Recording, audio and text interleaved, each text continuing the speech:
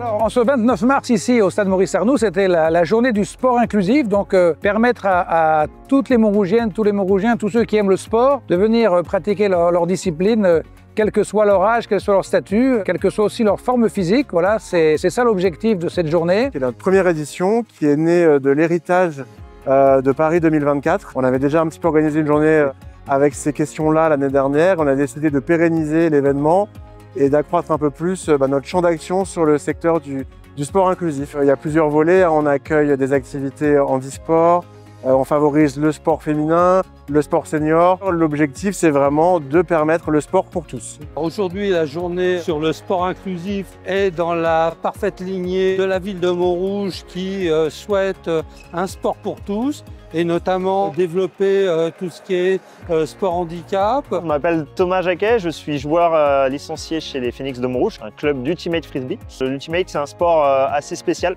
La première chose, c'est que c'est auto-arbitré. C'est la valeur la plus forte en fait du sport. Et la deuxième chose, c'est qu'on est un sport mixte. Je m'appelle Pauline, je travaille depuis 2 ans avec l'association Sine Qua Non. On est une asso parisienne qui lutte contre les violences sexistes et sexuelles faites aux femmes à travers la pratique sportive dans l'espace public. Donc on a tout un sujet autour de l'espace public et autour de l'investissement de l'espace public par et pour les jeunes filles, les femmes, les minorités de genre. Je m'appelle Marouane, je suis joueur de football en PT avec l'équipe de France et avec mon club Paris FC. Avec l'association Sport pour tous, on fait des sensibilisations sur le boccia, le cécifoot, le parcours pour, on va dire, sensibiliser les jeunes. Laïd Biou, donc président de l'association Plus d'Oxygène. On organise des challenges autistes dans le Sahara. L'objectif, c'est de faire voyager ces enfants avec autisme. La marche à pied leur apporte énormément en termes de motricité, de compréhension du monde, on va dire.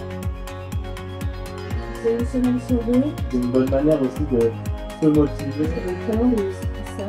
On joue 2 fois 25 minutes avec 2 temps morts. La particularité aujourd'hui, c'est qu'on a des enfants avec autisme. Voilà, donc une journée sportive sous le soleil de Montrouge. Tout le monde est heureux, l'ambiance est bonne. Vive le sport et vive Montrouge!